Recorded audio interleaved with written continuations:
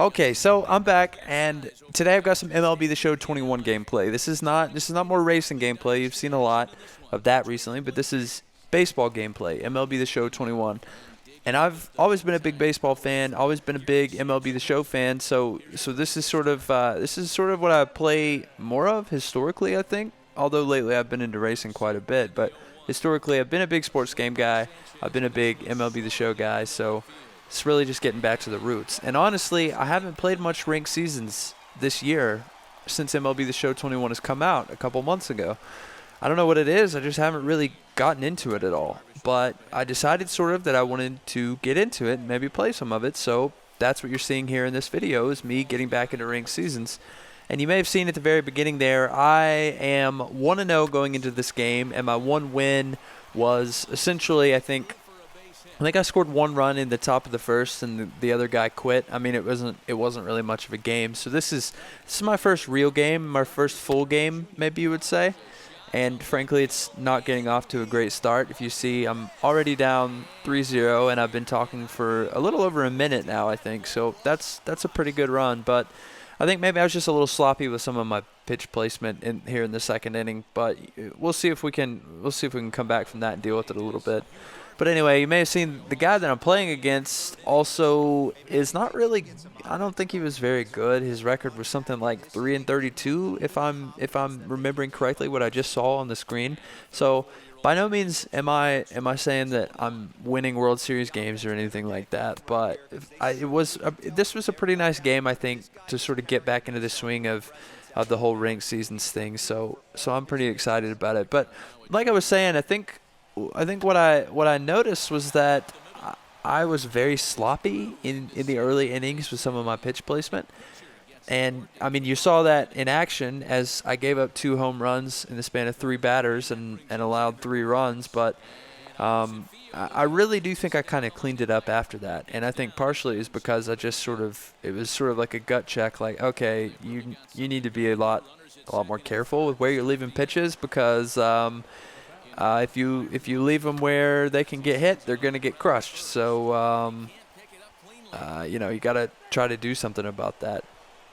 But one thing that I struggle with a lot, and I definitely struggled with it in this game as well, is I typically will get a lot of hits, but I have a pretty big problem trying to turn those hits into runs.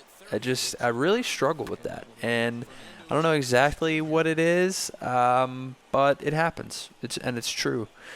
Oh, and something else I want to mention also is I'm a directional hitting guy. I've always been a directional hitting guy. I like to play that way. I prefer it to zone and analog and some of the other hitting formats. So it's kind of just something that I enjoy. And I've got a video on my channel sort of explaining how directional hitting works. I mean, I'll probably get called trash for that. I got called trash a few times in the other video, but that's okay.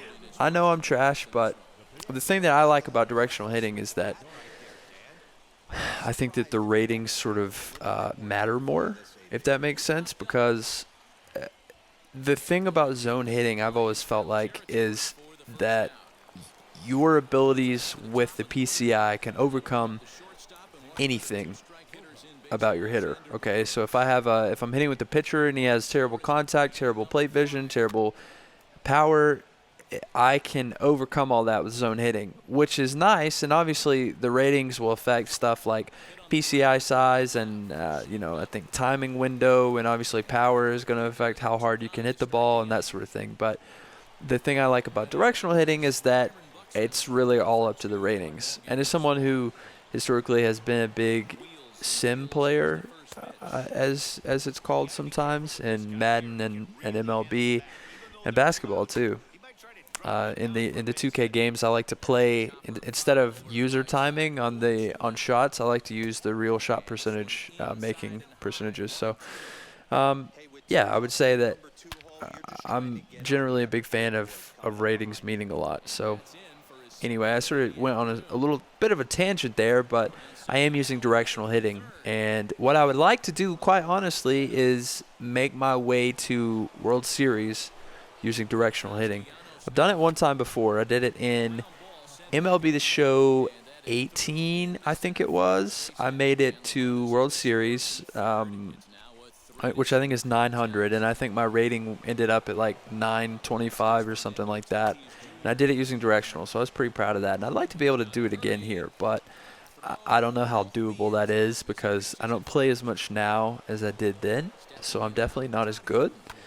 But I will see maybe as I continue to build my team out and continue to put some work in, see if maybe I can make it. And I think my team will continue to get better. It's pretty good right now, but it will continue to get better, so we'll see what I can do. And a note on the game here, you may have noticed I scored 1 run in, I think it was the 3rd, scored 1 run in, I think it was the 5th. So now I'm down 3-2, and you're not seeing as much of my pitching just because, as with a lot of videos, I was kind of thinking about the smartest way to edit this video and what I needed to show in the video. And I sort of decided that in an adventurous game like this, in a game where I think a lot happened, it was important to show how the runs came across the plate, of course, but also later in the game I show you sort of some high leverage situations that did not result in runs for whichever team, but was important to the flow of the game, I think. But what you're not seeing probably behind the scenes here is that I started pitching a lot better after the bottom of the 1st inning when I allowed 3 runs on 2 home runs. I made a really conscious point to stop leaving pitches out across the middle of the plate and where my opponent could hit them pretty easily. And I generally pitch pretty well with Yu Darvish. I mean, there's something about his pitch selection that I find really good for just my pitch sequencing. I find it to be pretty helpful. So I've always enjoyed pitching with Yu Darvish, and of course he's a good pitcher, so it sort of makes sense that I enjoy pitching with him, right? But I really kind of put it together, and I think Yu Darvish ends up going 7 1/3 or something like that. So I think that's a pretty good start, especially if you can exclude the 3 runs that I allowed there in the top of the 1st inning or the bottom of the 1st inning. So I think that I've recovered pretty nicely up to this point. You see that it's now 3-3, which is obviously better than being down 3-0, so I was pretty happy with that. Okay, and here is a situation where we're going into the bottom of the 8th here. We're tied 3-3.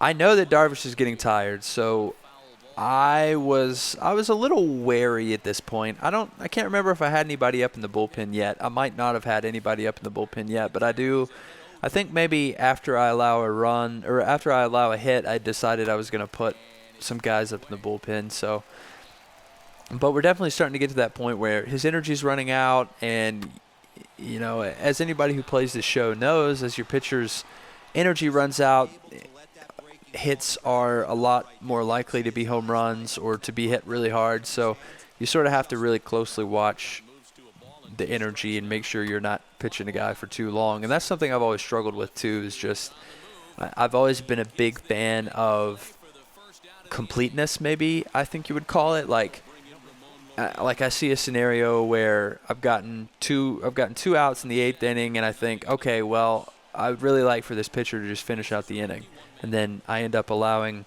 a hit or a walk or a home run, heaven forbid, or something along those lines, and then all of a sudden I'm out of the game because I didn't just pull my pitcher when I should have sort of swallowed my pride and pulled the pitcher. So I think this is about the time when Darvish gets pulled. But you see Ohtani gets put in as a pinch hitter. I go to the bullpen. I bring in Mariano Rivera. I've also enjoyed pitching with. It's a pretty good card in MLB The Show 21. I want to say so I think he's one of the 88 cards, which means he's 88 overall diamond. I've enjoyed pitching with him. That cutter's pretty nasty, so it's definitely something that I've enjoyed. And I will say also here, there's a good